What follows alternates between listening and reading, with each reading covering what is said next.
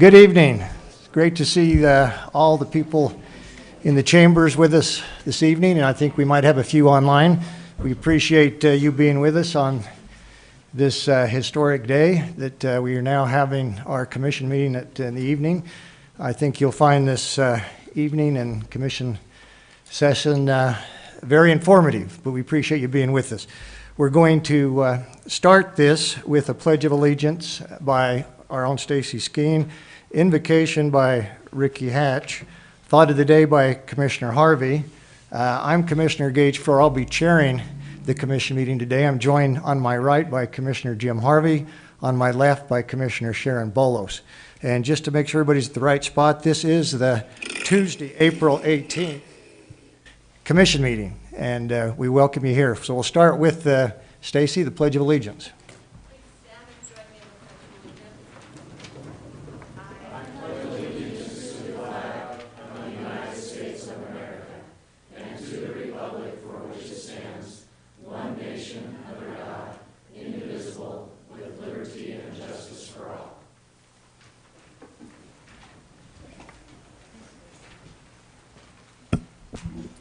Let's pray. Our kind Father in heaven, we are grateful to come before Thee tonight in the capacity of citizens who self-rule in our county government. We are grateful for those who sacrifice their talents to better our lives collectively as a community. We are grateful to those who serve in governmental positions, those who serve in industry, who serve at home, and with charitable organizations to serve their neighbors. And we pray that we can all be supportive of each citizen in their own efforts. We recognize that our rights come from Thee, and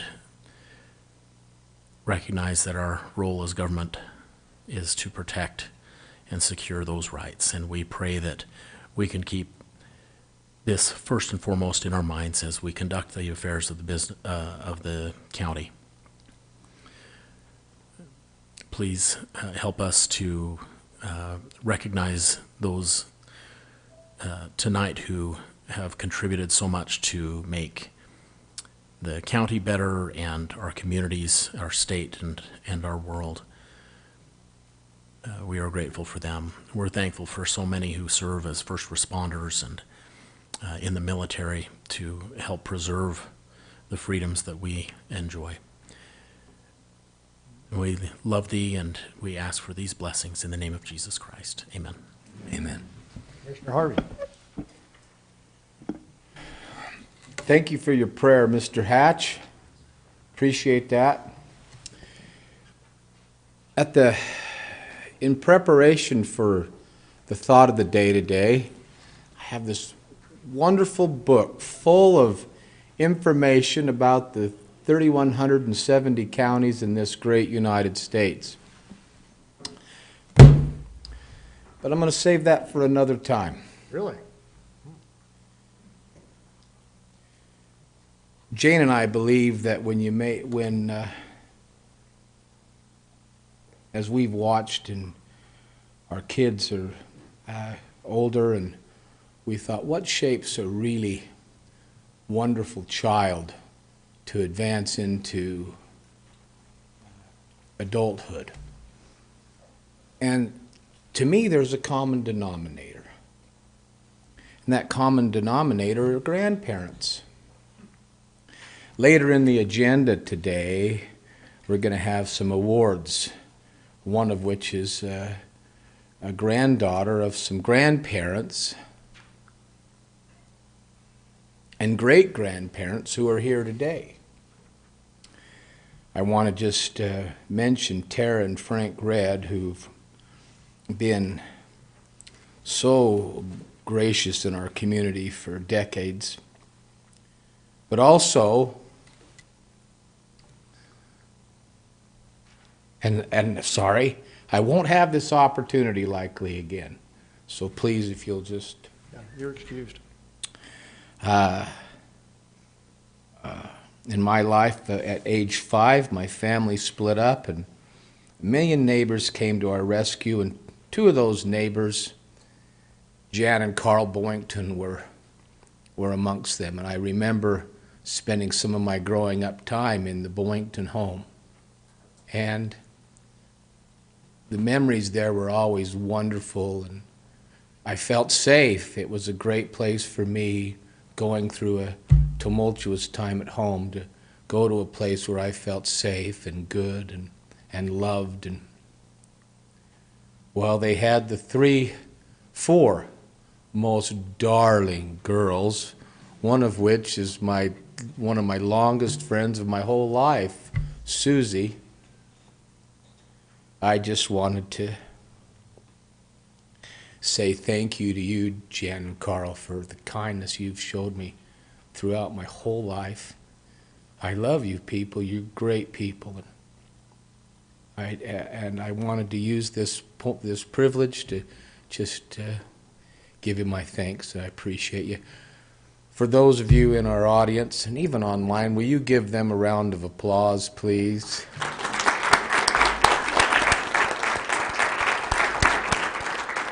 Normally, if I were in true character, I'd ask Jan to come up and say a few words, but I've done that on a time or occasion before, and we won't do that today, Jan. So thank you, Mr. Chair, for that privilege. Thank you, very appropriate, and that may not be the last words we hear about the Boyingtons tonight. I've just got a feeling. So with that, let's move on with our agenda item. For those online in the audience, we are going to move the public comment section related to the agenda to the end of the agenda. Because of the state of the county, we would ask that those remarks at the end be directed only to comments that were either on the agenda and or discussed during questions during the state of the county.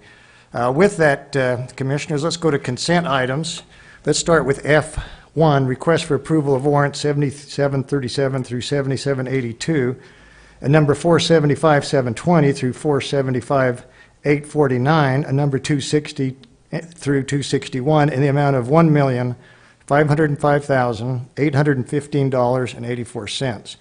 2, request for approval of purchase orders in the amount of $346,298.40. And 3, summary of warrants and purchase orders, which I'll go to Mr. Ricky Hatch. Thank you, Mr. Chair. We issued 178 warrants this week for $1.5 million. Just over half that amount, or $817,000, is for the transfer station, which paid for mostly the disposal fees, but also some repairs of the loading chutes and dump liners.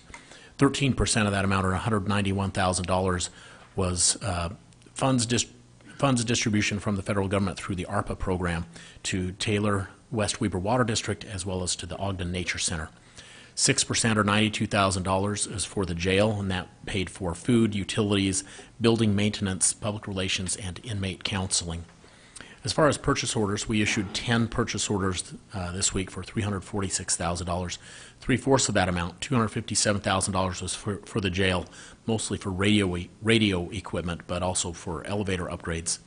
11%, or $39,000, will go towards purchasing pumps for flood mitigation in Plain City and Hooper. And then 8%, or $27,000, is for the library, which will be used for property fertilization and weed control. Thank you for that, Ricky. Questions for Mr. Hatch? None for me. Seeing none, I'd entertain a motion. Move to approve consent items F1 through 5. Thank you. Second. All those in favor, please say aye. Aye. Motion carries. Thank you. Let's go to action item G1, request for approval of an interlocal agreement by and between Weber County and the Weber Fire District for purchase and use of a portable rescue boat for law enforcement and emergency response on Causey Reservoir and other applicable bodies of water located in Weber County. And Sheriff, you going to present that, or Sergeant Slater? Kylie.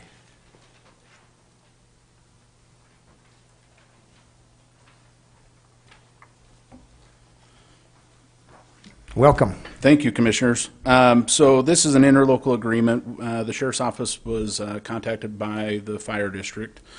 There's a need for a boat up at the Causey Reservoir. It's become increasingly popular. In the last 5 years, we've had 17 medical incidents that this apparatus could have been used. So we started discussing a partnership. So basically, the interlocal agreement just addresses responsibility for maintenance, the use, and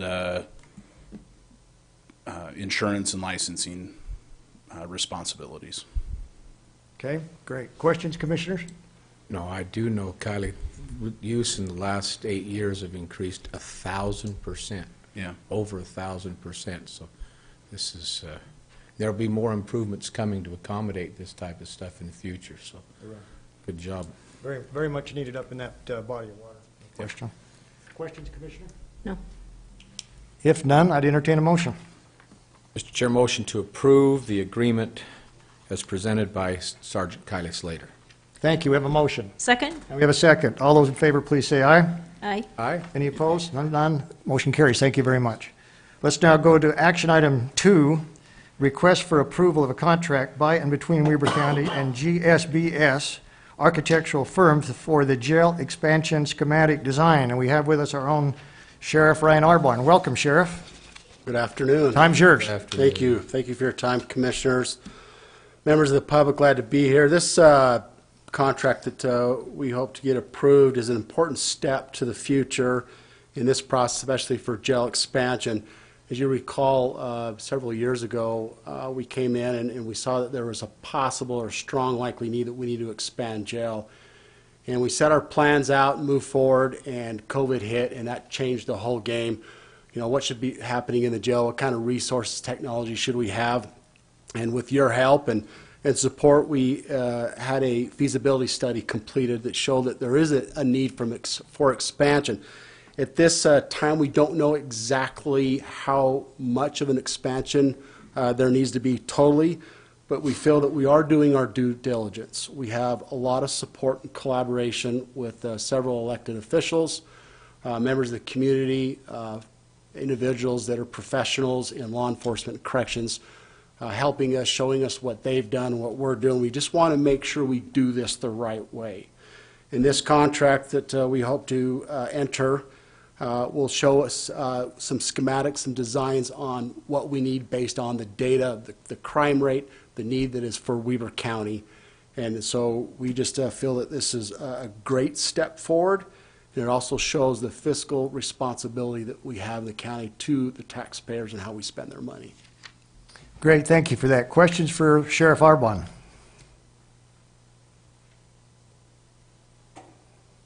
No questions for me, Mr. Chair. No questions? So just, Sheriff, this would be a contract would basically show us the schematics, give us a cost estimate, and correct me if I'm wrong, we're actually looking at one of 3 different scenarios that we might end up with proposing to the public at some point in time. Yes, and we've also given some discretion on if they feel that there's another schematic design that may be more responsible and provide better resource and ability for the inmates, then we've given them the direction to go ahead and put that design and include it. That's great. Yes. So, yeah, and I'm very pleased with the work that the team that's been involved with this over the past number of months. Yes. And really the end result here is we want to determine the need for the citizens of Weber County, not just the wants that make look good on paper, but really let's get the needs for the next 10, 20, 30, hopefully longer period of time to serve this county. Yes, Is that correct? that is correct. Priority 1 is public safety. Thank you very much, Sheriff. Thank you. Any additional questions? If not, I'd be happy to entertain a motion. I'll make a motion, but I'd like to make a comment first and thank the sheriff and his team and others in the county who have worked on this contract. And I was part of that team where we met and reviewed those proposals, and 2 great firms really, and we made the decision that I think best fits the county and moving forward. And I appreciate your willingness to be flexible in educating us and helping us understand what we need, because it's gonna be a big lift, and we want to make sure that we're doing the right thing. So I appreciate your efforts and your team. We appreciate that, and I have to give a special appreciation and gratitude to Chief Deputy Philip Reese. He is really carrying the burden here, and he's just doing a splendid, wonderful job. Yeah, we've sure appreciated his input. Chief Reese, thank you for all you do. Appreciate your work. With With that, that- it's in your portfolio, Commissioner. Would you like to entertain would you like to do a motion? I will make a motion to approve a contract by and between Weaver County and GSBS Architectural Firm for the jail expansion schematic design. Thank you for that. We have a motion. Second. And we second. All those in favor, please say aye. Aye. Chair votes yes. Motion carries. Thank you very much. Thank you. Let's now go to our public hearing part of this agenda, Commissioners. I would look for a motion to adjourn the public meeting and reconvene as a public hearing. So moved. Second. All those in favor? Aye. Aye. Motion carries. Thank you. We'll now hear from our own Steve Burton, which is a public hearing for consideration of an ordinance, an applicant-driven text amendment to amend the Ogden Valley sign ordinance to allow a neighborhood identification sign to be placed on a retaining wall. That would be ZTA 2022-03. Mr. Burton, time's yours. Yes, good evening, Commissioners. As was stated, this is an applicant-driven request. The applicant is listed as Wolf Creek, Utah. It is a fairly simple request, so I don't anticipate taking much of your time tonight explaining it to you. The proposal is to allow a neighborhood identification sign to be placed on a retaining wall. Currently, the Ogden Valley Sign Code does not allow a subdivision or neighborhood sign to be placed on a retaining wall. We've had some developments recently in the Ogden Valley build retaining walls, and they've realized that they'd like to place a subdivision sign on that retaining wall. The applicant's original proposed language is 2 sentences. So I don't feel I need to display on the screen. I'll just read to you what their original proposal was, which is: subdivision entry signs may be placed on a retaining wall. The signage in this case is not to exceed a height of 4.5 feet nor a width of 40 feet. So fairly simple request. We took that to the Planning Commission on February 7th of this year. Now, I will mention, as staff, we wanted to implement this language in slightly a different way. We felt that it could be written in a way that made the county sign code better, but still got the applicant what they wanted. So we took the proposal together with our recommendation as staff to the Ogden Valley Planning Commission on February 7th. They ended up making a 4-2 vote to recommend that you approve the language as proposed by the applicant. Now, I'll just explain to you the county planning division ordinance, the way that it's written. It is also only a few lines, but it does 3 things. The first thing, it eliminates the term subdivision entry sign from the code. We feel that the term neighborhood entry sign probably makes more sense, so that a whole neighborhood, if they wanted to, could put out a sign instead of just each individual subdivision. Second thing that what the planning staff has proposed is it allows an allowance for a neighborhood entry sign to be either placed on a monument sign or a retaining wall. They've got the option. Currently, a subdivision sign can only be placed on a monument sign. Policy-wise, we feel it makes sense to allow a long retaining wall to be broken up visually with a retaining wall, a 40-foot wide retaining wall. Another thing that we're proposing is, instead of 4.5 feet, we're saying allow it to go 5 feet. Let's just do a whole number. 5 feet, also limiting it to 40 feet in width. Third and last thing that it does, as we've written it, is it specifies the difference between the allowance for a monument sign and the allowance for a wall sign. A landowner would allow, or an HOA would be able to do one or the other, not both. And we're also not proposing to change any sign allowances for monument signs. That'll be left how it is today. That's what we've got before you. Again, Planning Commission made a slightly different recommendation than we as staff are making to you tonight, but we feel it gets the original applicant what they want, and we feel it updates and makes the county sign code better.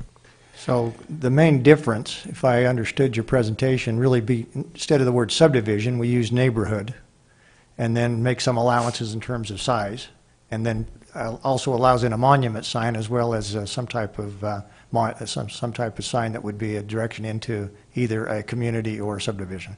That's correct. One reason the Planning Commission did not like our language as staff was that it didn't restrict setbacks. And as you might imagine, for a retaining wall sign, a lot of times a retaining wall is right up against a road, and you couldn't be able to restrict a setback for a sign that's on a retaining wall that's so close to a road. Okay, questions for Mr. Burton?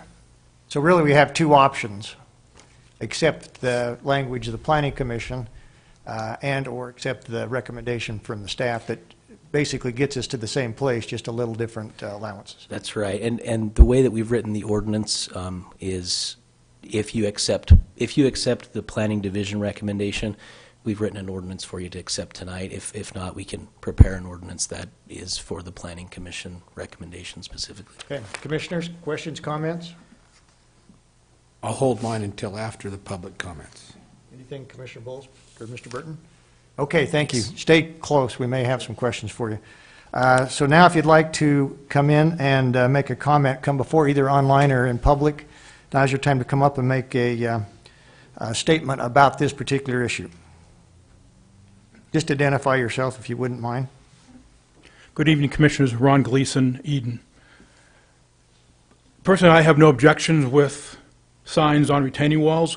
What I am asking, due to the potential size of these signs, that either lighting not be allowed or the amount of lighting for each one of these signs be capped at a particular level of lumens. As Steve mentioned, there are a number of neighborhoods that currently have retaining walls, so the HOA or developers could add these signs and we could see a number of them around the valley. There's at least 8 neighborhoods I know of that have large retaining walls, so we could see these pop up. I'm asking for this change for a couple of reasons. One is there's no definition of what the material is for a retaining wall, whether it's non-reflective or reflective. There's no definition for what material the sign can be made of, so again, it could be very reflective. With the current sign ordinance, in that the number of lumens that can be used is based upon the size of the sign, and it was originally based upon a monument sign, which was no more than 60 square feet. By having a 5 by 40 foot sign, they'd be able to go up to 15,000 lumens, which is the approximate of 10 100 watt bulbs. So you would have these retaining walls with a large amount of light on all the time. Therefore, I'm asking that you add wording to either eliminate lighting altogether for these retaining wall signs, or if you're not comfortable with that, to cap it at 4,600 lumens, which would be the same number of lumens which would be for a monument sign, which would be 60 square feet. Last thing I'd like to say is this is the middle of the International Dark Sky Week. If you haven't been out, we're going to have some clear nights the next couple of nights, and I would hope everybody would get out and enjoy the nighttime and get up to the valley and enjoy the dark skies. Thank you. Thank you very much, Mr. Gleason. Questions or comments? So, Steve, just to clarify, how does our lighting ordinance or this particular ordinance impact the lights, as Mr. Gleason has stated? The way that the Ogden Valley signs ordinance is written right now is it says that any sign has to be dark sky compliant. And so adding this language, that would still apply. So we would, if somebody wanted to light up a sign, as proposed today, we would allow them to. They could light up a retaining wall sign as long as it was downward directed and as long as it did not exceed that 75 lumens per square foot. That number was thrown around when we originally came up with this ordinance years ago as a comfortable number. The signs that you see in the Ogden Valley right now that are dark sky, that are commercial, that's about the brightness that you're seeing is 75. Okay. So that's really part of the dark sky ordinance. It was passed a number of years ago. Yeah. Got it. Okay. Questions, comments? Or action? Or further comments from the public? Shelley, any? One online? Question, One Commissioner? question to clarify, if the dark sky ordinance regulates this, is it necessary to include in this ordinance? We're not including we're not adding anything special to the proposal today. Right, that's my question. It seems like it would be regulated by the dark sky ordinance anyway, without being included. There's a section of sign code that says how signs are able to be lit up. Okay. And it says that have to be downward Okay. directed. So that and applies shielded. to these signs anyway. Yeah. My questions before all this started was make sure that was dark sky compliant, and I thought that the existing ordinance regarding signs in the Upper Valley were already there and would be in place. I wanted a reaffirmation. You've given that. I don't have any. Makes sense. That makes sense. Thank you, Mr. Burton. Anyone else in the chamber that would like to come forward and discuss this particular agenda item? Now's your time to do so. Shelley, one last time. Anyone online that has a comment? Mr. Chair, Yes.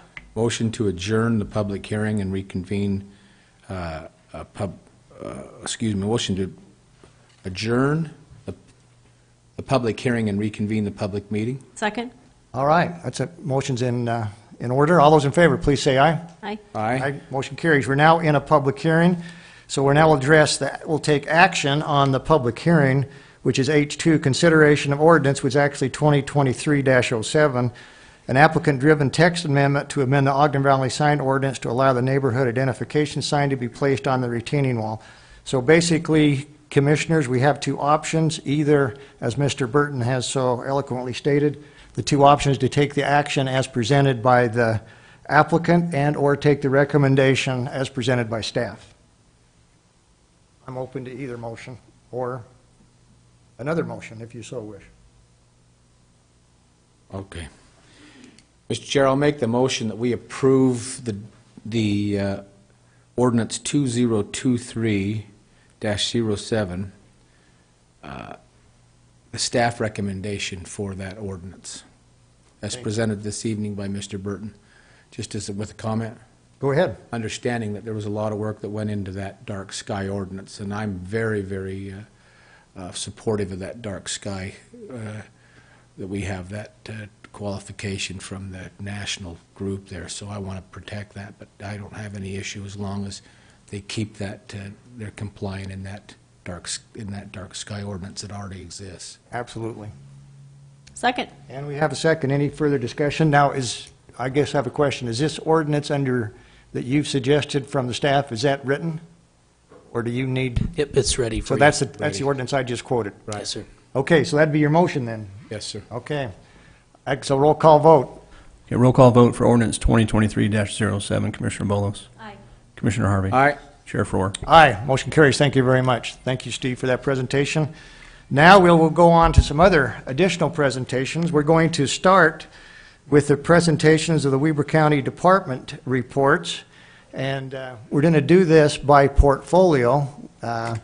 Some of you may be aware of that, some of you may not, but this is basically, all three commissioners have portfolios, assignments with different aspects, different departments of this county. It's worked out very well for years, and it still works to this day.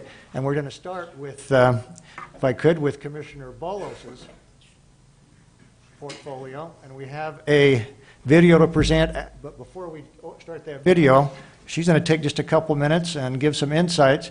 And let me just say before Commissioner Bolos starts that when Commissioner Bolos joins us this past year, it's really been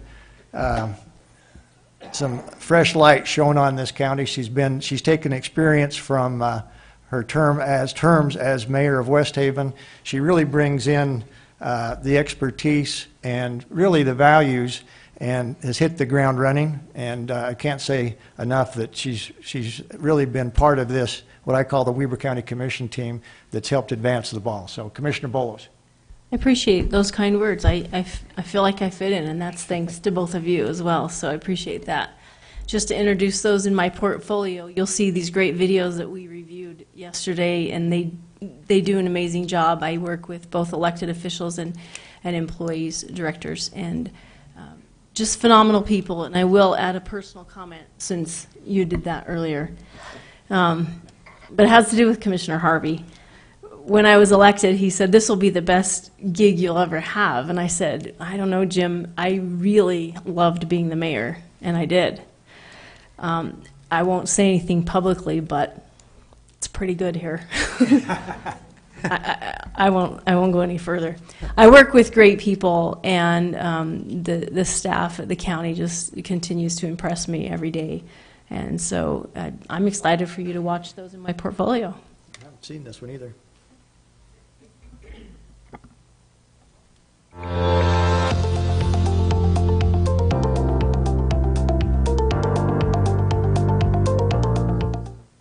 Hi, I'm Ryan Arvin, Sheriff of Weaver County. First of all, let me just extend my appreciation and gratitude for all the support that you all give to not only the Sheriff's Office, but also all law enforcement in this county. We greatly appreciate your support. I'd like to just share a few comments about what we've been doing at Weaver County Sheriff's Office. Last year, we were able to incorporate Arbinger into our education and training out at the Sheriff's Office. Arbinger is all about changing the mindset. Instead of being inward, you have an outward mindset. With that, we've seen a lot of our internal complaints decrease. We've also, with that, we've seen productivity increase. The other thing that we've been doing out at the Sheriff's Office is we've been focusing on continuous improvements.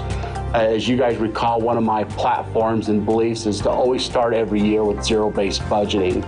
We've incorporated lean systems and hired facilities to come out to our facility and show us and educate and train us on how that we can streamline processes to where we can save money and do things a lot better, a lot faster, and a lot more efficient. And we're seeing great returns already. In this upcoming year, the year that we're in right now, we've made a lot of strides and changes within the Sheriff's Office that will improve public safety. One of them, as you may know, in a previous press release that we put out, we started a technology called Live 911. This is an opportunity for all of our deputies to listen to the 911 call as it comes in. Every second, every minute counts. And by doing this, as the call comes in, our deputies can respond to calls quicker. The other thing we're focusing on this year, as you know, is jail expansion. This is a high priority for me and also the office and our community. This will greatly increase public safety. We would ask for your support to help us get through and pass jail expansion. Thank you again so much for your support and attention to this video. Certainly appreciate everything that you do, and we appreciate the support of all the elected officials and the commissioners of the Sheriff's Office and Public Safety. Thank you.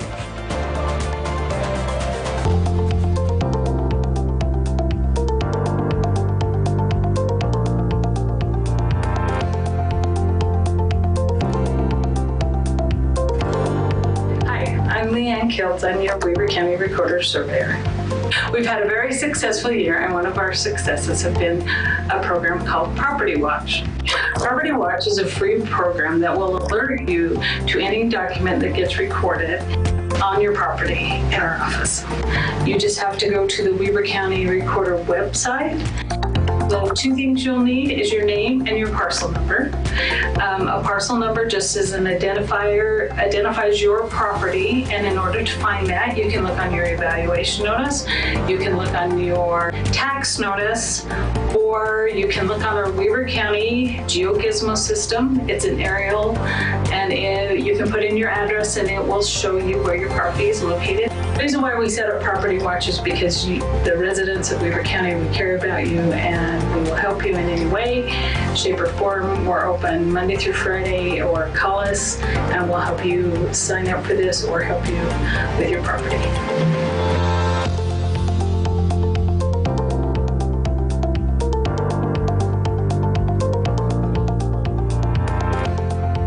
I'm Steve Collier, Director of the Weaver County Surveyor's Office, where our primary responsibility is to protect the section corner monuments that provide a link between the paper deed and real property on the ground in Weaver County. Last year, there were 600 construction projects near these monuments, each with the potential to destroy one or more of them. We've been able to protect each of those monuments through our permit and notification processes. We also completed our 2-year monument restoration project, where we replaced 200 monuments that were at risk of being destroyed or falling apart. We also restored 50 missing monuments with reports for each of them. These new monuments should now last through the next 100 years. Each of these monuments helps protect 160 acres of property within Weber County. We've also found a lot of success in working with the different offices in the county to save time and money. We've worked with, provided surveying services for engineering and roads and other offices, and worked with roads to build monuments, which saves about $250,000 a year compared to contracting with others for those services. This year you'll see us in the foothills of the Upper Valley and in mountain development areas to preserve monuments through those areas. We're also planning to shift more of our processes to be online, which will really speed things up, including an online tool which will ultimately provide online access to all our survey records. If you'd like to know more about what the county surveyor does, please come visit us. We'd love to talk to you about our work. Or you can find more information on our website. Just search Weber County Surveyor.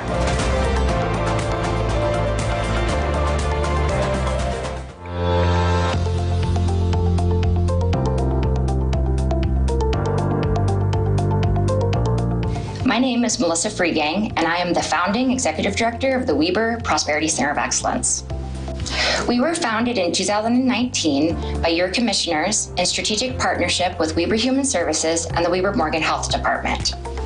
Our goal is to build systems capacity to solve our greatest social challenges, such as homelessness, intergenerational poverty, and access to housing. We've had the privilege of working with the parents of 185 children experiencing intergenerational poverty. We take a two-generational approach, which means that we work with the parents to stabilize them and help them build their parenting skills and build their family resilience so the children can decrease risk factors and increase their protective factors and break the cycles of poverty that they were born into. We also are very proud of our parents and the accomplishments that they've made. We have 4 individuals that came to our program homeless and have become homeowners. And we have a 5th who will become a homeowner this summer. We're really excited about the upcoming year. Our plan is for all of the systems to build strategic plans to guide a vision for unifying everybody's work together and to really solve the problems through a data-driven approach and really hit the root causes so that we can help everyone improve their quality of life. We're also really excited about expanding ICANN and focusing on our youth. We're really interested in looking at our junior highs and our high school students, helping them to graduate and break the cycles of the intergenerational poverty that they were born into. This also helps them build resilience, economic opportunities, and a quality of life for future generations to come. I'd like to thank the commissioners for their investment in the Center of Excellence and their leadership. I also want to thank all of our many partners that support the Center of Excellence and the families that are going through our ICANN program. I also want to say a big thank you to all of the departments within the county that support everything that we do and are really the glue that binds.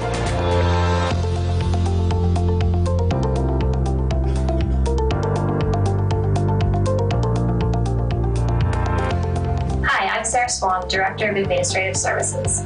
Administrative Services encompasses IT and human resources. In 2022, Human Resources onboarded over 300 new employees. We also provided benefits for over 900 employees and provided the full scope of Human Resources services for over 1,400 employees. In early 2022, we introduced what we call the Leadership Academy. This academy is made up of classes to help develop our current and future leaders for Weber County. The biggest project we had in 2022 was the implementation of a new cloud-based HRIS system. The system took almost a full year to fully design and implement, But by the end of November 2022, when we did implement the system, we were able to eliminate 5 separate systems into one fluid system. In 2023, the HR department will work to further enhance our skills in this new system, as well as to explore the additional capabilities the system has to offer. We are also working on updating and improving the current classes in our Leadership Academy. But most important, looking at further enhancing the employee experience. We'll do this through feedback mechanisms, recognition, and employee engagement. Over the last few years, a major objective of IT has been to enhance efficiency and resilience while reducing security risks. Over the last 2 years, IT has achieved significant milestones, including the transition of a traditional in-house phone system and a traditional in-house email system. Both of these initiatives have supported and achieved all 3 of these objectives. We are further streamlining our processes while adapting our strategy to keep up with the constantly evolving security risks.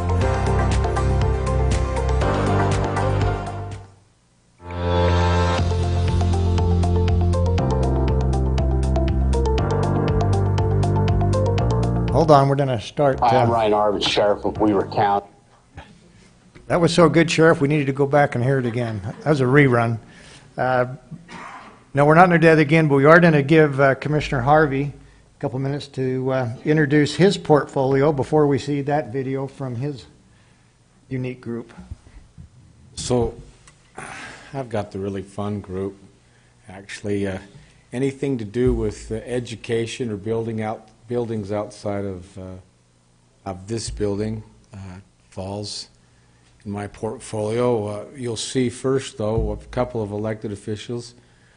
Ricky Hatch, who's seated over here on the dais there, and then Chris Allred at the Attorney's Office. I like to call them the team of Muy and Guapo, the 2 of them. And then Linda Wengsgaard, what a great library director. And I want to compliment the library staff and also the board for being here today. Thanks so much for your support, for being here. Our Culture, Parks, and Recreation Department, led by Marty Smith, and you'll see what they do here shortly, and then our Convention Visitors Bureau. Go ahead and roll the tape.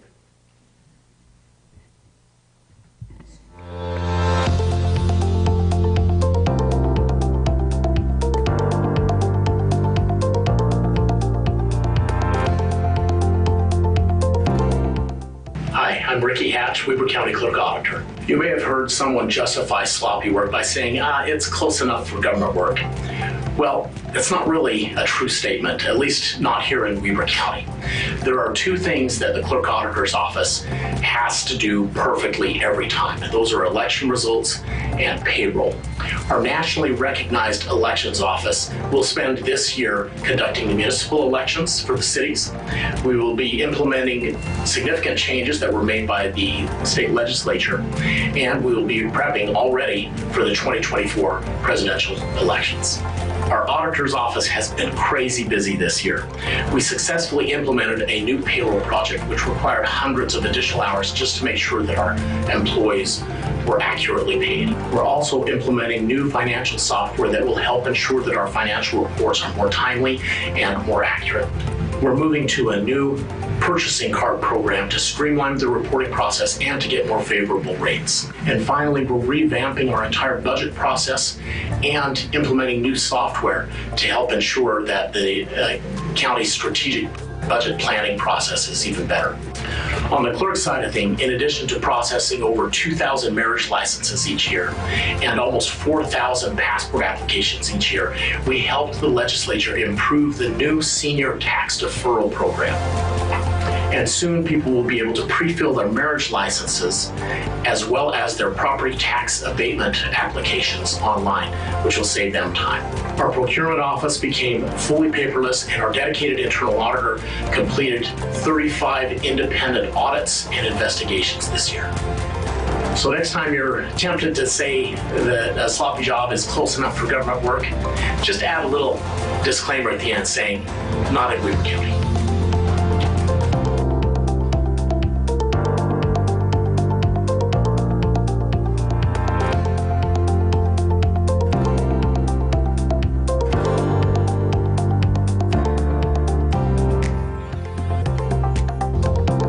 Hi, I'm Weber County Attorney Chris Allred. Many people already understand the Weber County Attorney's Office focuses primarily on two areas of law. First is criminal prosecution. Together with our law enforcement agencies throughout the county, we prosecute literally thousands of criminal cases each year, ranging from simple traffic violations all the way to felony murder cases. The other area is government civil law. Here we provide legal counsel and guidance to all the different departments throughout Weber County. What many people don't understand is our office also maintains a robust victim witness advocate program. The court process can be complicated and intimidating, to say the least. And so our advocates stay in constant contact with the crime victims and witnesses to guide them through the process and help them to understand what's coming next. In addition, last year alone, our office helped crime victims recover approximately $1 million in restitution. We also operate a number of specialty courts, including drug court, mental health court, DUI court, and other programs to help rehabilitate offenders and to give them opportunities to succeed. This coming year, our civil department will work hard to reduce exposure to civil liabilities by providing legal training on a wide variety of subjects to all the different departments throughout the county. And our criminal division will continue to work closely with the Sheriff's Department and all the police agencies throughout the county to keep Weber County residents safe. It's a great honor to serve as your Weber County attorney. I have an open door policy. If you have any questions, please don't hesitate to call or drop in anytime.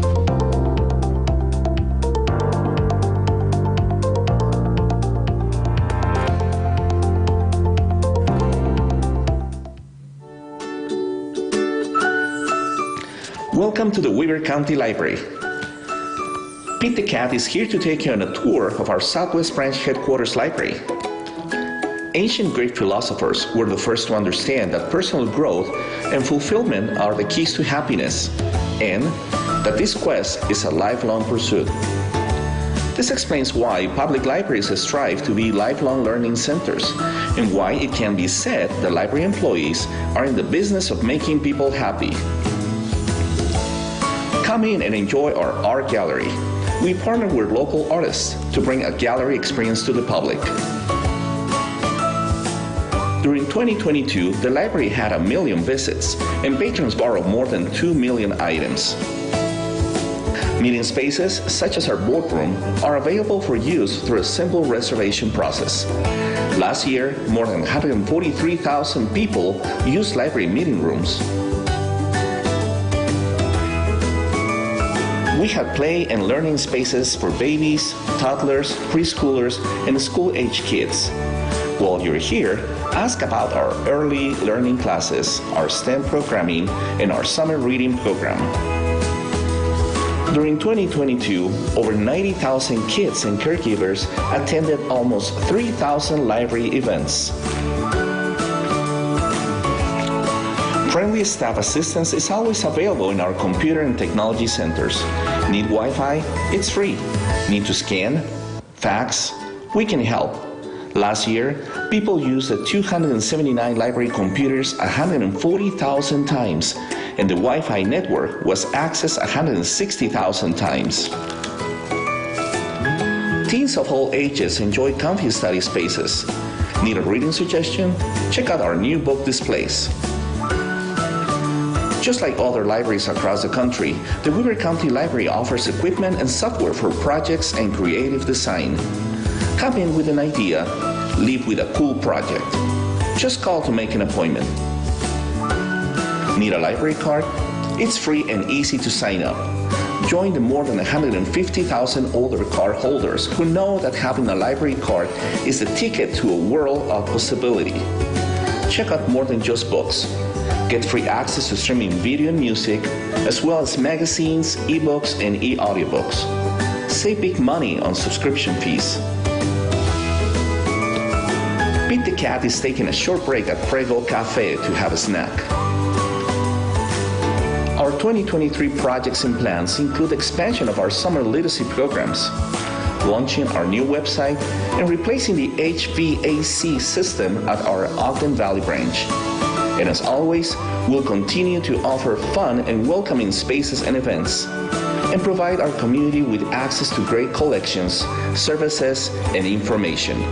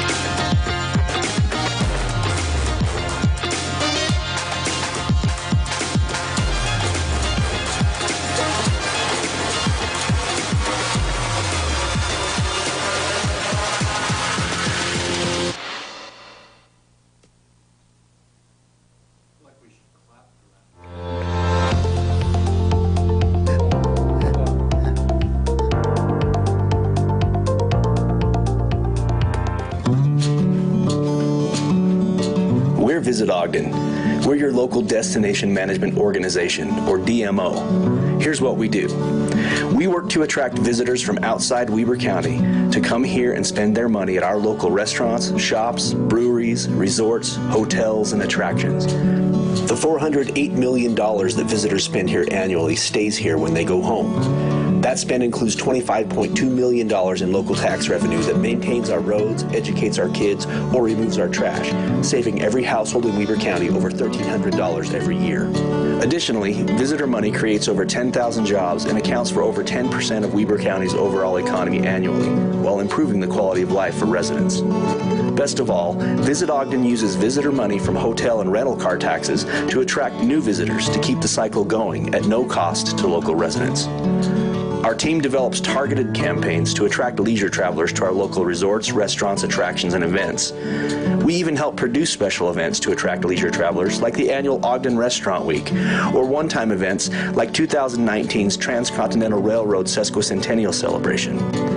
We also aggressively sell our community's ability to host group business, including meetings, conferences, and athletic events at Weber County venues, including the Ogden Eccles Conference Center, Peary's Egyptian Theater, the Ogden Amphitheater, Golden Spike Event Center, Fort Buenaventura, Weber State University, and more.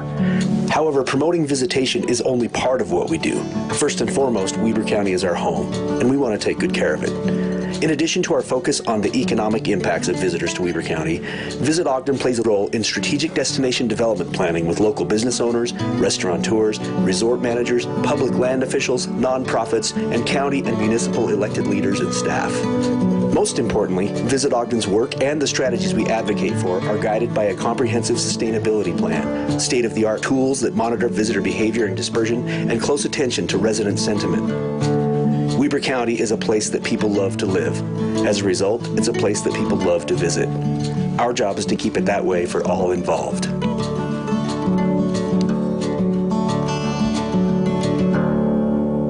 Mr. Chair, that concludes my presentation. Great presentation. All right, so on to the last portfolio, which would be mine. And Commissioner Harvey has a lot of fun, but I get to deal with two elected officials that very rarely hear from the public, only on certain times of the year.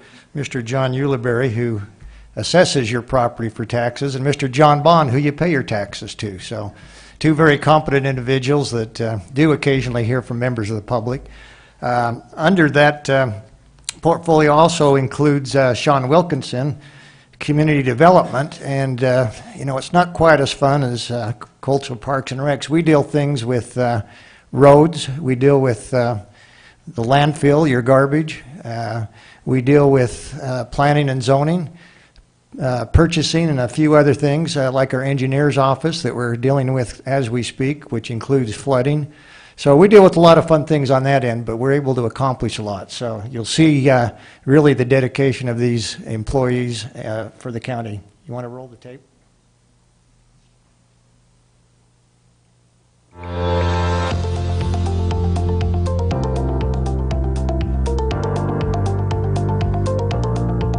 Hi everybody, my name is John Ulibarri and I have the pleasure of serving as your Weber County Assessor.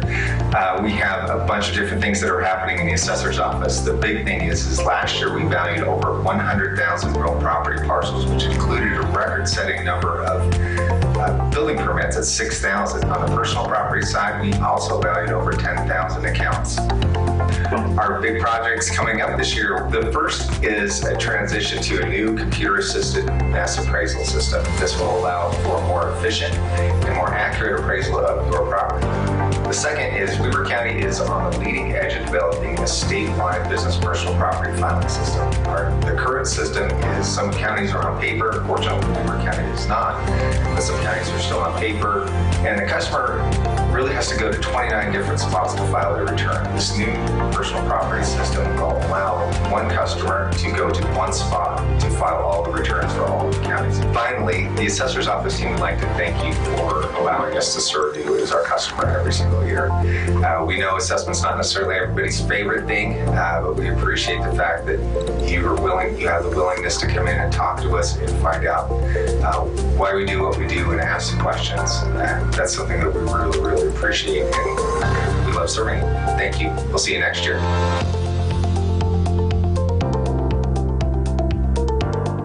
Hi, I'm John Bond, the Weber County Treasurer.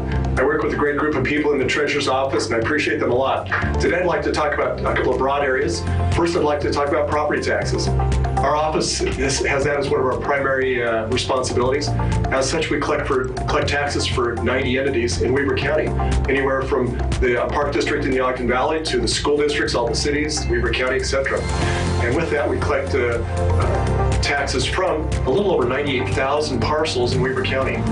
The impact of that is each of these has a budget, and that budget collected for all of those 90 entities last year was a little over $350 million. We appreciate Brenda Wilwright in our office, who reconciles the bank account for all of those funds that are collected and dispersed to each of these entities.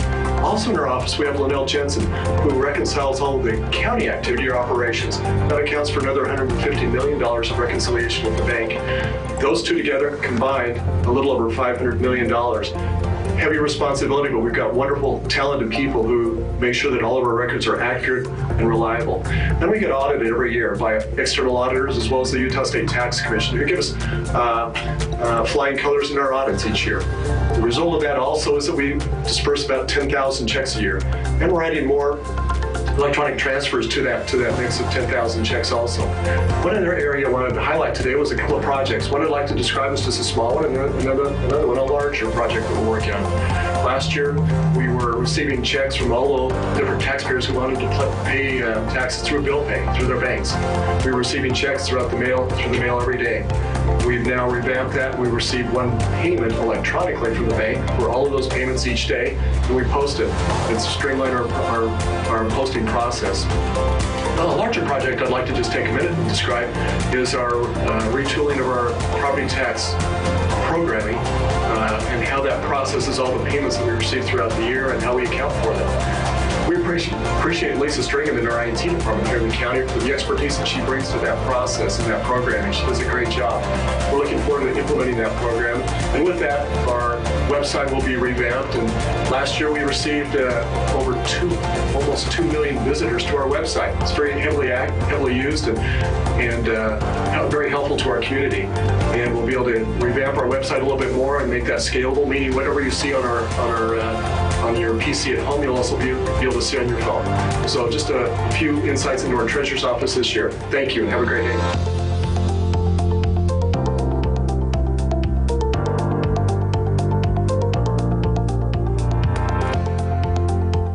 Hi, my name is Jim Ritalik. I'm the Executive Director of the Weber Public Defender Group. We provide legal defense to those who cannot afford an attorney in the criminal systems here in Weber County. Our team of attorneys are very qualified and specialized in what they do. We serve Weber and Morgan County's district courts, justice courts, and juvenile courts. Our department was created by Weber County in 2022.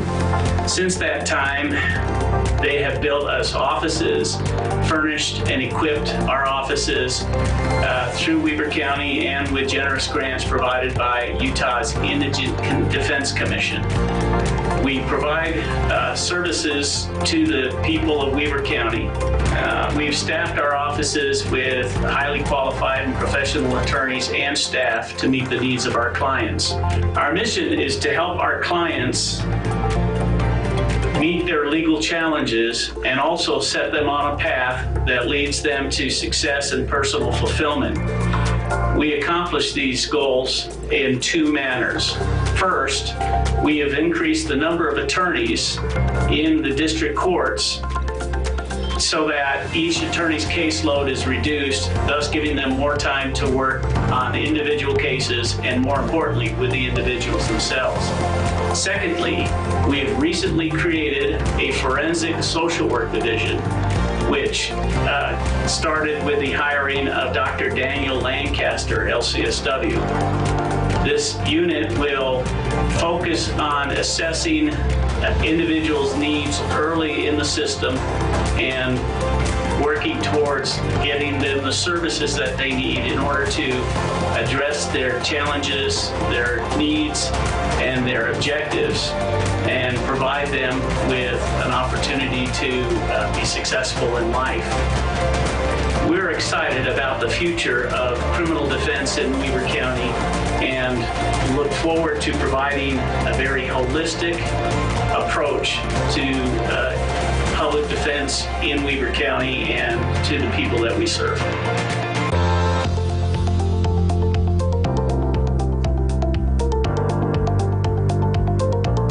I'm Stephanie Russell, Weber County's Economic Development Director and Government Relations Liaison. We here at Weber County have a very specific vision, and that vision is about sustainability and about prosperity for our residents and our businesses. We practice a bottom-up approach for economic development, and that means that we take into account foundational concepts such as demographics, stakeholders, visions for the future, economic and environmental sustainability for all. It's really important here at Weber County that we work collaboratively with our partners, and we have several incredible partners that we work with. We work with EDC Utah, Northern Utah Economic Alliance, Weber State, Ogden Weber Technical College, and many of our local private businesses and public organizations. We see collaboration and teamwork as the way to move our economy forward here in Weber County. Our Weber County development team has decades of experience and education to help move your business forward, whether you're looking to an expansion or to relocate here in Weber County. We can put that team together for you to help expedite that vision and that goal. In 2022, we had a great opportunity in Weber County to move our economic development needle forward. We were able to create and vote in our general plan in the West Weber Corridor. The West Weber Corridor is an incredible opportunity for development in Weber County. We are looking to recruit advanced manufacturing as well as sustainable energy businesses into this West Weaver corridor. We'd like to create a hub for renewable energy.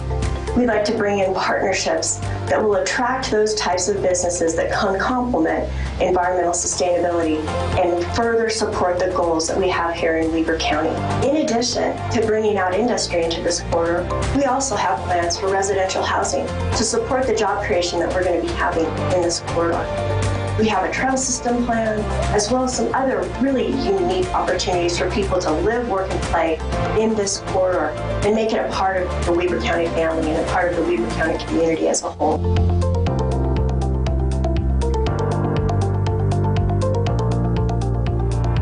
Hi, I'm Sean Wilkinson, Weber County's Community Development Director.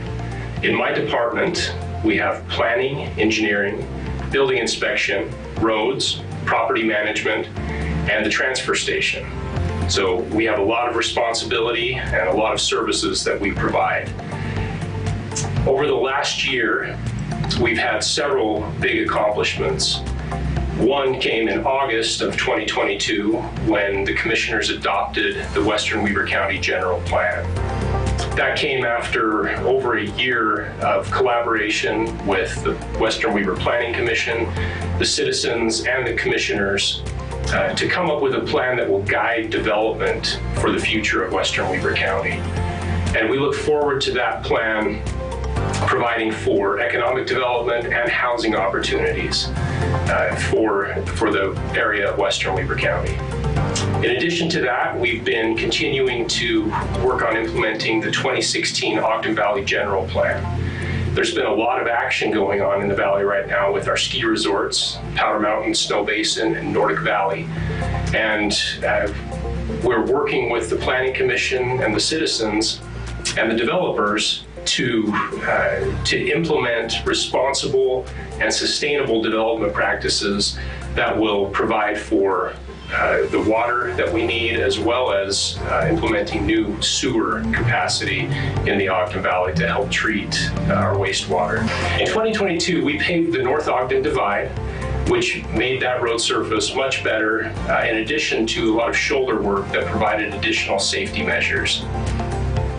I want to give a special shout out to our roads crew, our engineers, and our property management crew who have worked incredibly hard over the last few months with snow removal, flood mitigation, stormwater maintenance, and other things that we don't often thank them for. We don't see the work that they do because it's often done outside of the regular work hours. So I just want to give them some special recognition and thank them for what they do. Moving forward, we have several road projects. We're going to replace some bridges, update our infrastructure. We also purchased the Horseshoe Pond, which is a stormwater retention pond in Pleasant View, which takes a lot of the drainage from several cities in the county. We plan to expand that pond to provide additional stormwater capacity and help mitigate potential flooding. We look forward to making 2023 another great year and continuing to make Weber County the best place that it can be. Thank you.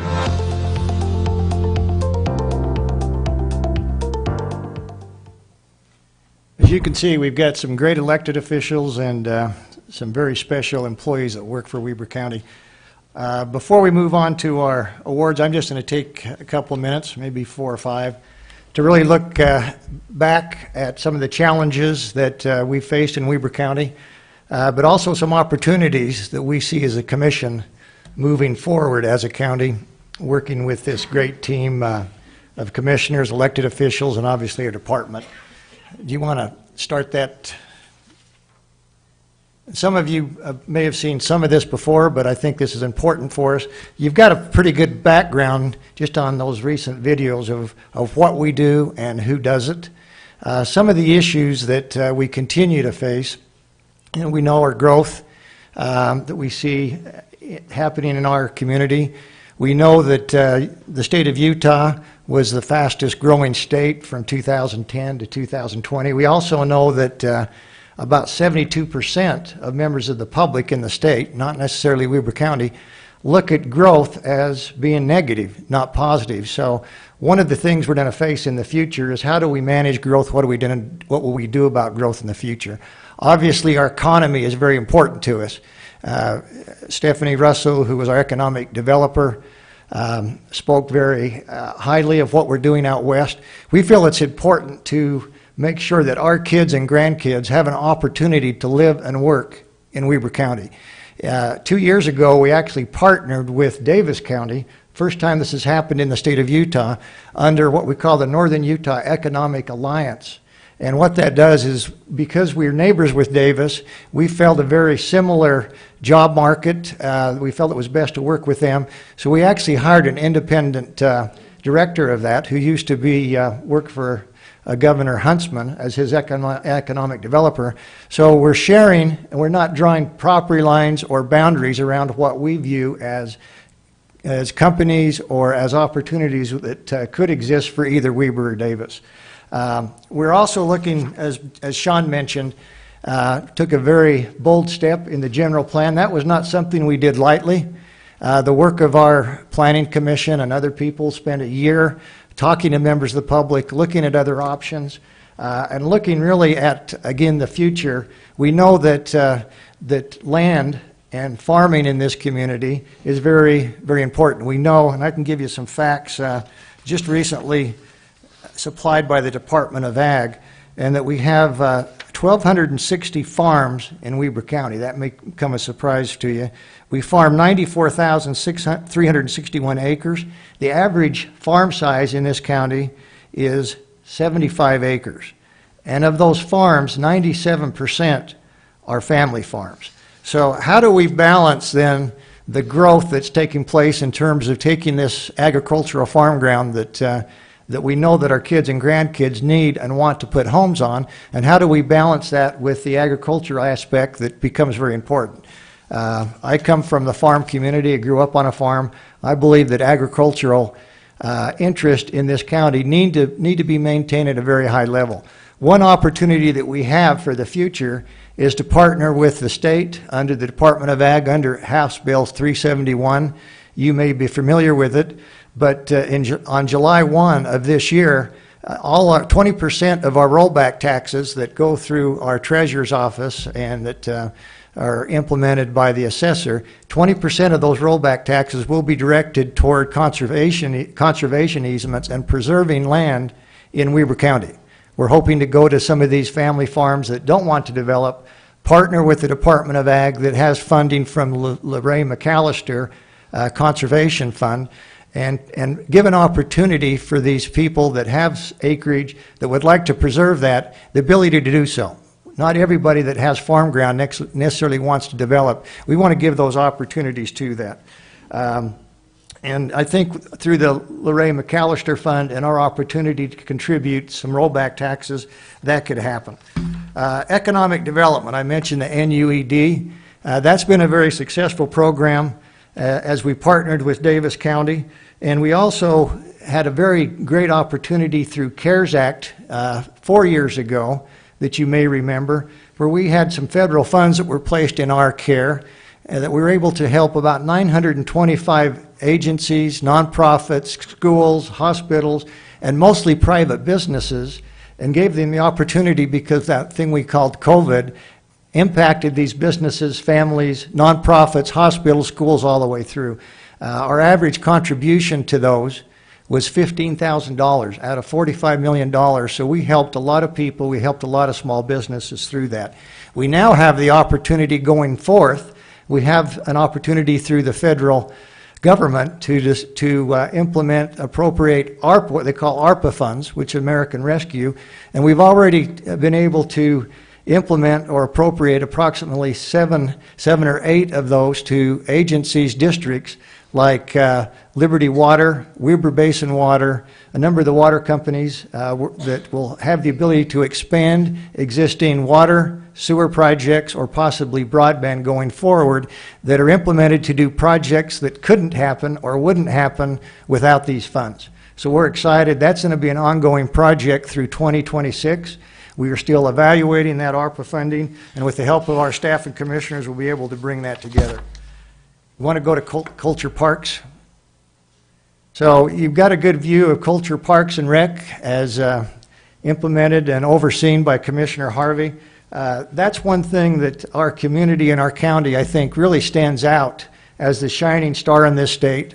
I would say if you visit any other county that offers or has the facilities, the parks, the archery range, we have 3 great facilities in Upper Valley with Weber Memorial, North Fork Park, and then we have some recreation opportunities, what we call Pine View Dam and Causey. So the opportunities for recreation in this county, I believe, are probably the highest of any county with our population, if not every population in this state, that we can be very proud of. And you continue to see those venues, those institutions continue to be visitor-driven, consumer-driven, driven by the people in this community.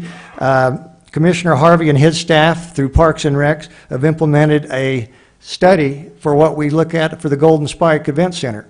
That's a great facility, but it's starting to show its age a little bit. The Victus advisors, again, will be giving us some type of market feasibility. We want to see what this facility would look like in the next 10, 20, 30 years. The facility that was built back years ago does not necessarily suit every need of the individual or citizen of this county. But what we want to do is make sure that all those individuals that use this fine facility we have in the county have the opportunity to have input on what that will look like in the future. And I have full faith in what's going to happen with the staff there. So let's talk about the financial side if we could. As you saw from our previous videos, one thing that we're dedicated to in this county is customer service. Our whole theme this year has been how do we provide the best, the highest quality customer service to the citizens of this county with the lowest expenditures, i.e., how do we manage your tax dollars? We do a great job of doing that. We've been very fiscal responsible in making sure that that your dollars are well protected. Last year, we did not do a truth in taxation. I think there was 15 cities across this county that did implement truth in taxation, which increased taxes, and they were very much needed. 2 years ago, we implemented, I think was probably our last increase in property tax, which dealt with storm sewer. The interesting part about that, we implemented, did that tax, or passed that ordinance for tax in the middle of a drought. We received a number of phone calls that wondered about, you know, what we'd actually been smoking or drinking that day, because why would you set aside money for storm water removal in the middle of the drought? We said, well, Mother Nature doesn't always cooperate with the droughts that we see that the situation may change, and we wanted to have some money in the bank for when that situation happened. Today, we saw that situation happen. You'll see that situation happen through our roads department this year. We spent countless hours on snow removal, mostly in the Upper Valley, some in the Lower Valley. Our crews through Joe Hadley and his fine crews, just in the last 2 weeks, cleared out an 18-foot drift, landslide or snowslide, avalanche, through North Ogden Divide. That's now part of, will currently be part of the county road system. So we couldn't say much. They've gone from snow removal, working 12, 14-hour days, to now working flood mitigation 12 to 14 hours a day. So if you see a road crew out there, please give them your thanks. They are one of our hardest working departments in this county, and we appreciate them very much. We're going to continue to make sure that the people in this county have access to the best libraries in this state, if not the Western United States. You want to switch that to libraries? Again, under Commissioner Harvey's direction and Linda Wainsgard, our fine, and her staff, her board of directors, I'm very confident we have the best library system, again, for the population we serve in the state of Utah. If you haven't visited a library, and I hope you have, please get out there. You'll be amazed at the resources that they offer. Linda and her staff, again, offer the best in customer service. We offer everything from preteen, childhood programs up to the seniors. People like me can go in there and maybe learn a little bit more on certain occasions thanks to Linda. So take advantage of our fine assets, our fine venues. Libraries are just one of the many opportunities we have. Also, wanted to talk about the tourism.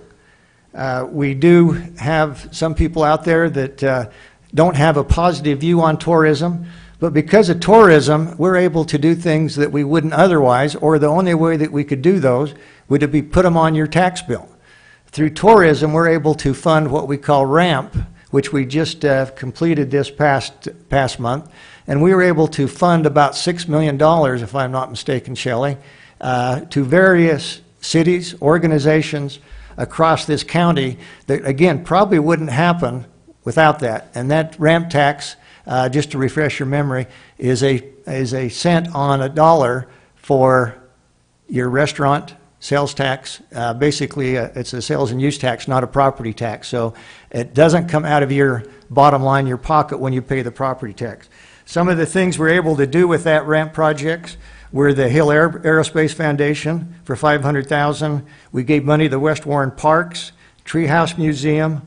Ogden City received money, one of the biggest grants, $1.1 million for their Marshall White Community Center, which has been an ongoing issue for Ogden City. That helps a lot of inner city people have opportunities for recreation. Obviously, the Boys and Girls Club of Weber Davis. We might have an advocate for that in the room. I'm not sure, but again, another great organization that we've been able to help. And then, of course, the Major Brent Taylor Foundation received funding. That's just one of a number of grants we were able to achieve through the RAMP. So we're looking to make sure that that program continues for the future. And so when you see a tourist, you can thank them for being here. Thank them even more for spending their money and then going back to wherever they came from. But we sure like their money. Lastly, but not least, but very important, is our law enforcement. Sheriff Arbon and I actually had the opportunity to start working with him 4 years ago when we set up a medical wing that was very much needed, that I believe ended up saving this county a substantial amount of money from potential lawsuits, because we provide medical benefits that were required under state law, under federal law, that a number of other communities were actually fighting in court. And because of his direction and his leadership, we were able to put in a medical unit that took a lot of that liability away. I look forward to this jail expansion and, again, meeting the needs of this community moving forward for the next 10, 20, 30 years. And that's what this commission's about. That's what our elected leadership in this county is about. That's why we continue to what we call this winning in Weber. The main reason we win in Weber, though, I've got to tell you, is because of you people in this room, because of those people that make this community what it is, that call us sometimes on a daily basis, sometimes that much, not much, but really our supporters and the community leadership, the community assets that lend their expertise, lend their leadership to making sure that Weber County moves forward and that we continue to win in Weber. I appreciate your attendance tonight. Thank you very much. Now becomes the fun part of the night, and we're going to talk about the Crystal Bowl Award. And when was the Crystal Bowl Award started, Shelley? During Commissioner Zogmaster's. Okay, so it's been around a while. So the significance of these bowls up here, and I won't drop it because it is crystal. Make sure I don't drop it. Is have the ability. Crystal has the ability to amplify and produce a pure and powerful sound that resonates for a long period of time. It is comparable, they say, to the generous people in our community that volunteer their time and resources. Their actions resonate throughout the community of Weber County. And tonight we have the opportunity to actually recognize 3 individuals, 3 very worthwhile community advocates for these awards. And it's my pleasure to turn the time over now to Commissioner Bolos, and she's going to do our first Crystal Bowl Award. Thank you, Commissioner Ferrari. I appreciate the opportunity. And I'm going to introduce you to, I believe, our first employee recipient of the Crystal Bowl Award, Stephanie Ebert. Stephanie's been an employee of Weber County for 29 years. She started her career, so you started when you were 10? She was young. She started her career with Weber County at the jail and was there for a year and a half. Then she worked for 3 years at the ice sheet. Then she went back to the jail and worked there for 20 years. 4 years ago, she became the senior accountant in the clerk auditor's office. So when we had this conversation about adding an employee recipient, and Shelley brought that suggestion to the commissioners, and I think the next piece of the conversation was who it should be, and it was Stephanie Ebert. And I had the pleasure of working with Stephanie when I was the mayor of West Haven, and she was at the sheriff's office. And I will never forget, and I've brought this up to her husband and to her recently, sitting on the dais, and she was taking a beating from our council about the numbers that were being presented for our sheriff's contract.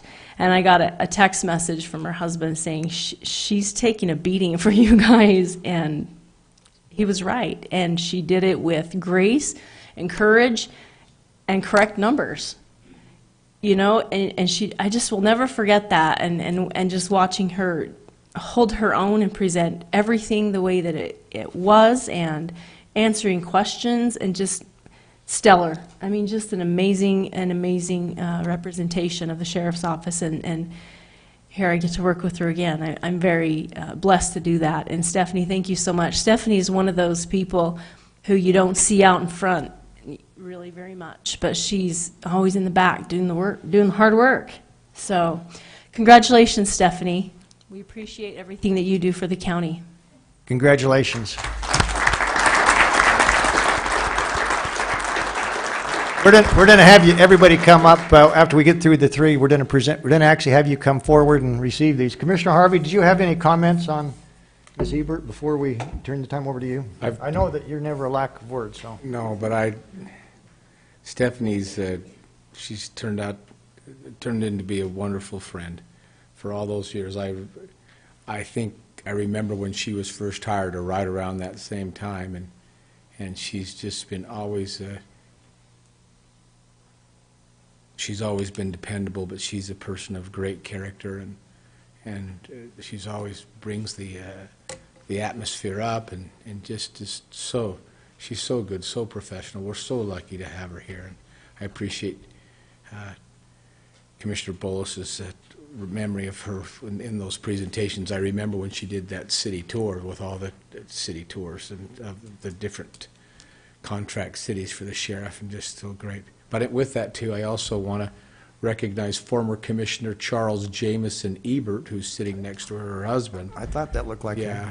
And where's my applause? Yeah, that's it. But she's just great. Thank you. So I just need to add my 2 cents. So, you know, Stephanie, when she first came into Ricky's office, you know, I was told, well, she's going to do the work of 1.5 people. And I said, great, she's a great worker. Well, she's proven to be more than 1.5. She's like double. And being involved with her through our finance meetings, our budget meetings, you know, there's no better person I've seen around budgets, around making sure that we're on the clear path to making good financial decisions. So again, thank you very much, Stephanie. Well, we couldn't do this without you. We talk about the county being in good financial health. You can pat yourself on the back. So congratulations. Commissioner Harvey, our next award. Our next award goes to Beehive Cheese. Now, there's a wonderful bio online, and I'm going to divert from that again, with your permission, Tim. I remember I went to high school with Pat Ford. He and I were we were great friends, and we've always kept in touch since then. And in keeping track with friends, I remember asking, I don't know, how old's your company now, Tim?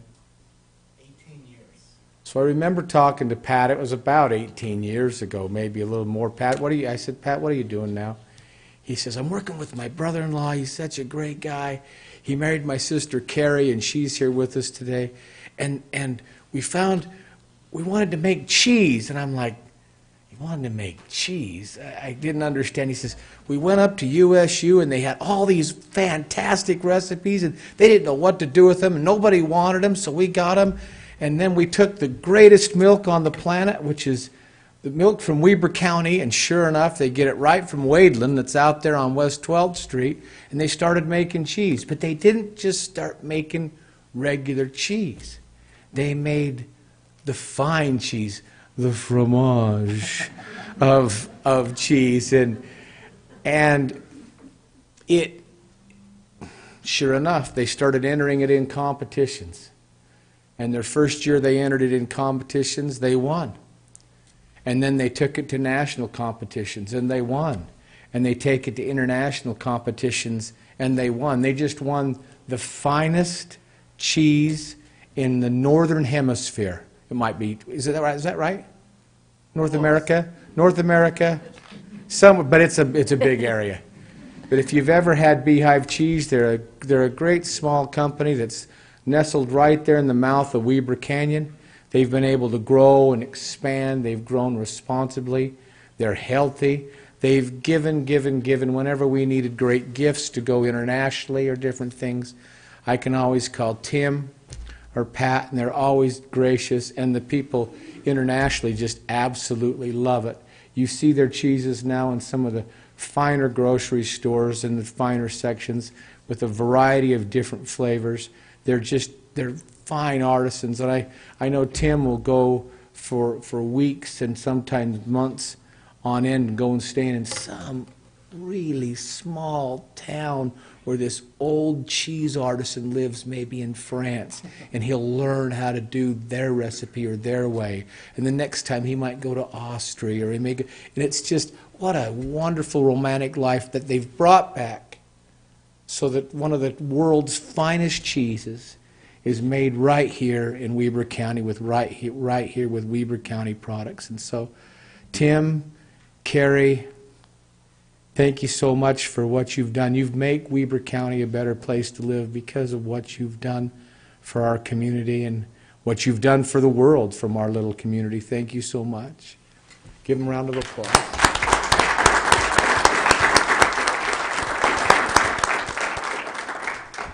So it's my pleasure to give our next Crystal Bull Award, and this bull goes to Addison Red.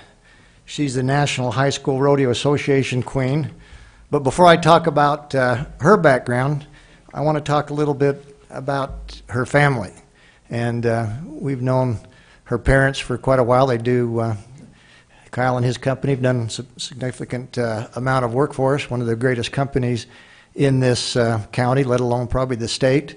And also, you talked about Carl and Jan Boynton before.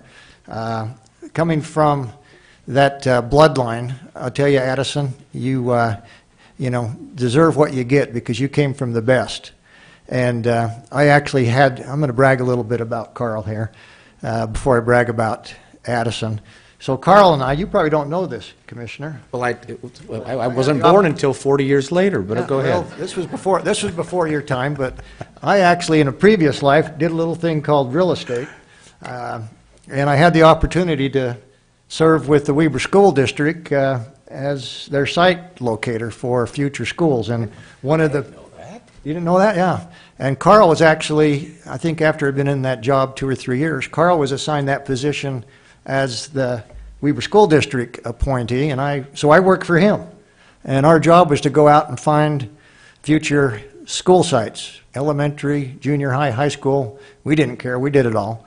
And through that, because of the work of Carl, a number of the schools that you see existing, plus some of those being built that we see today, are because of the work that Carl did. And so we talk about looking ahead, and we talk about making sure the taxpayer dollars are well taken care of. Those properties were bought, most of those, at a substantial cost savings of what we would pay today, where a lot of school districts would wait until they actually needed the school to go buy it. Carl's idea is, let's go buy the dirt now because, as my grandpa used to say, they're not making any more of it.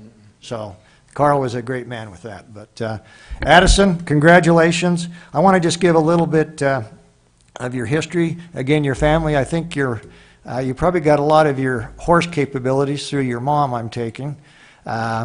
I know she came from that legacy of being a rodeo queen back just a few short years ago. But you've learned well. But hobbies, I want to just talk about her hobbies. She loves to hunt, is that right? Wow, she loves to hunt. I know her dad's a big hunter, so that comes with the territory. She goes to her family cabin and goes off-roading. I'm assuming you put your helmet on. She loves traveling to Hawaii with her family and surfs there. Yeah, that's pretty. So you've got kind of a mixed background here. She loves to camp, which is great. For a cowgirl, every cowgirl should camp, so that's good to hear. One of the facts that was new to me is she's fluent. Addison is fluent in Mandarin Chinese, Commissioners. You can believe that. We may have her come up here and do a Chinese solo for us here before too long. And taken Chinese for 9 years. That's great. And she's taken AP tests fluently in Chinese. So I'll tell you, there's one language that probably is going to pay off for you. It would be Chinese. So congratulations on that. Her favorite high school rodeo memory. And how long have you been doing high school rodeo? 5 years. I started in junior high when I was in 6th grade. 6th grade. Wow.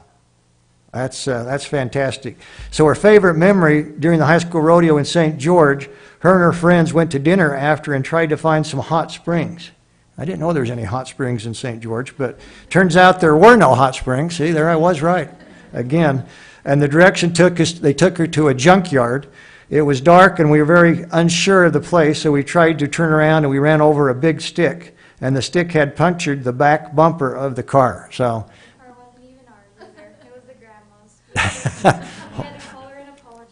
Hopefully they didn't make you pay for that bumper, so I'm sure they didn't.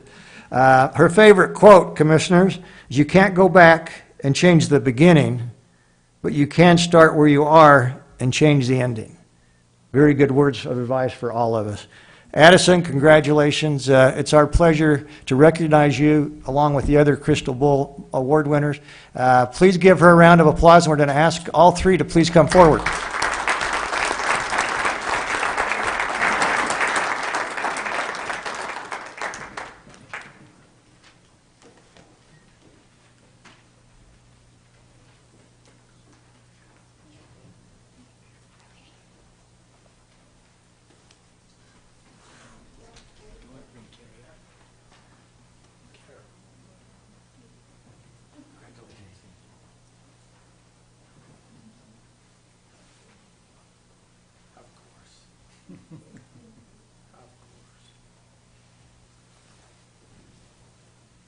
Hold on, before we do this, Shelley has a little demonstration for you, award recipient. Does she? Okay. Oh yeah, that's right. We got to have it. It's just not a crystal bowl, but.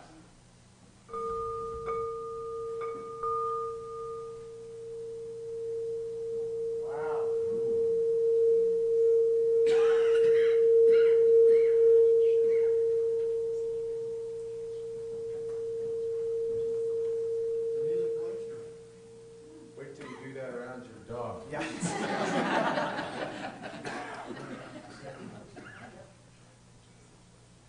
Okay, go ahead. Then let's do some individual pictures and then we'll do one group.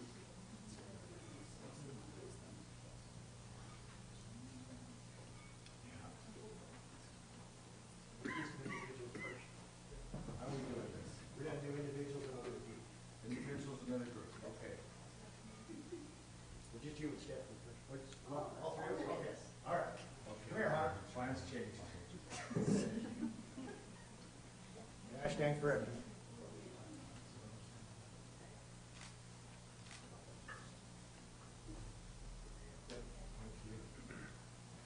Addison, you're next.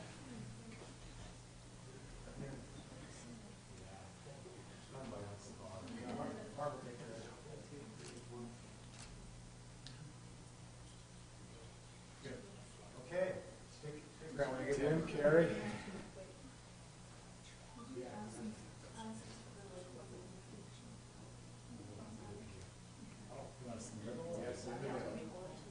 Come on in.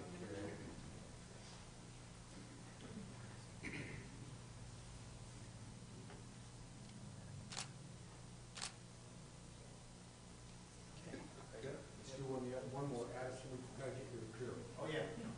Come on, Addison.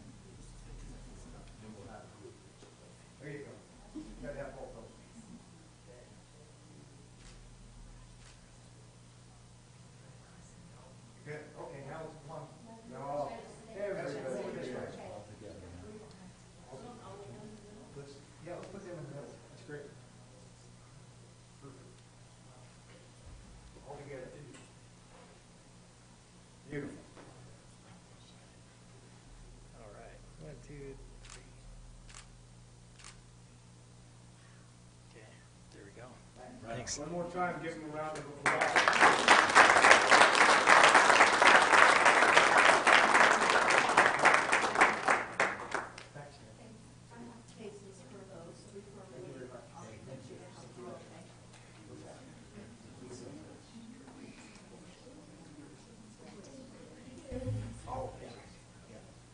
So, let's do that right now. If any members of the family, come on, Carl, Reg, come on, let's get y'all down there. We don't have many opportunities like this.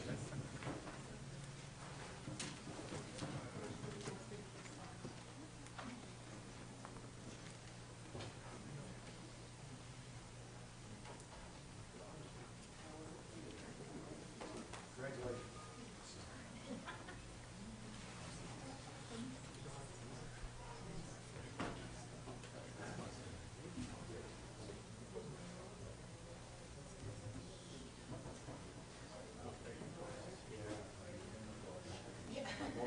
You might need to squeeze in.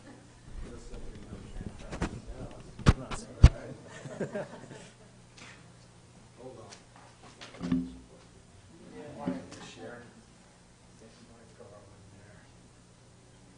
Okay, we'll need you two to squeeze in if that's. Harvey, they'd like you to move to I'd your like right. Let's see if we can.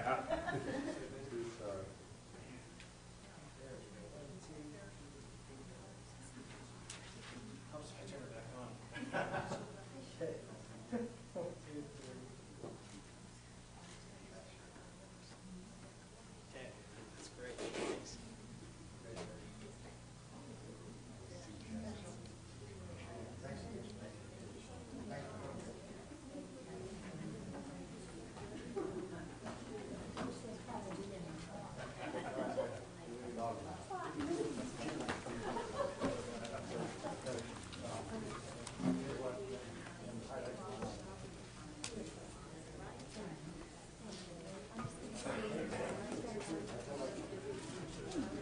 Good to see you.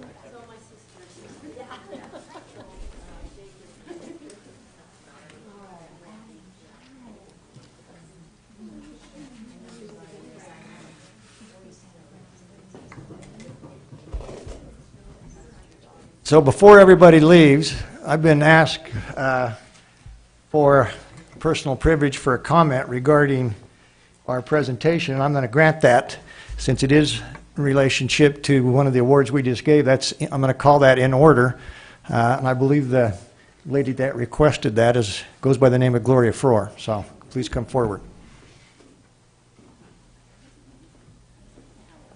I just can't help but take a personal privilege and speak about the Red family, the Boyington family. Being from the world of rodeo, long time ago, I still have always had an interest and always been envious of the Queens because I did try out for Miss Rodeo Ogden, but when the judge told me I was on the wrong lead, I didn't even know what he meant. That's how smart we were back then. But I've followed these people, and the mom has been such a wonderful queen. And queens are just so background knowledge. They're not just pretty. They really know what's going on in the world, in their community. And Addison has just got her foot forward and doing so well in high school rodeo. And what I really wanted to tell you is just watch out, because I see a Miss A in the works. Keep working hard at it, Miss Addie. Bye-bye. Let's give them all another round of applause. I think it's appropriate. So before we go to commissioner comments, anyone else that would like to have a personal privilege to come up and make a comment about the agenda items and or the awards, now is your time to do so, or anybody online. agenda items related to those will be accepted. Oh, boy. Wow, okay, boy, we're Again, excited. I just want to say thank you. So being the spouse of someone who has worked in the county for a lot of years, and who has put a lot of time, effort, and energy into the job and taking pride, which I have had the great opportunity to work with many of these folks. That's about everybody who works for the county. But as a spouse, I want to say thank you. I think you maybe underestimate the value of a slap on the back, a thank you, a recognition, an award, and it really does mean a lot. So again, thank you for being leaders in our community, but also being leaders to the staff and to employees and to being good friends to people. So thank you. Thank you, Jim, and we appreciate, James, what service you're providing now to the Boys and Girls Clubs. Very important to this community, and what you've done in the past. Very much appreciated. Anyone else? Seeing none, we're up to the point of our agenda for commissioner comments. Commissioners? And wow, it's 7:15. I know you've got an important. I've missed it now, so I might as well go ahead. Might as well talk then. Just very briefly, we've seen tonight how big this puzzle is. It's huge, and every piece is so unique and important. And I think we've seen that with our recipients of the awards and also with our state of the county, you know, each of the directors and elected officials. We see how important every piece is, but the puzzle is big. It takes a lot of people. It's awesome. Yeah, thank you. Commissioner Harvey. It takes a huge amount of effort to put together a state of the county and especially lead. And for those that have chosen to remain here, would you join me in giving our chair, Commissioner Froh, a round of applause for a wonderful state of the county?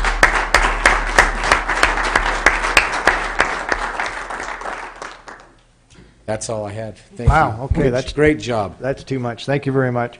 And just to follow up on Commissioner Bolos's comment, you know, I'm very much a team guy. I'm an old coach, and when I came into this job a couple of years ago, you know, I know there's people that have excelled in athletics in this room. I won't mention any names, but we know that it's a team that gets things done. And that's how we get things done in this county, because of the teamwork between our elected officials. Everybody's pulling their weight. Everybody's pulling together. And that's why we continue to win in Weber. And I look forward to that over the next number of years. And I'll be gone in hopefully not real near future, but sometime in the future. And let's hope that legacy continues. And I know it will with both of you on board. I have no doubt that that's going to continue to make sure that we excel as a county and move forward. Thank you very much. I'd entertain a last motion. Motion to adjourn. Second. All those in favor? Aye. Aye, we're adjourned. Thank you very much for being tonight, folks.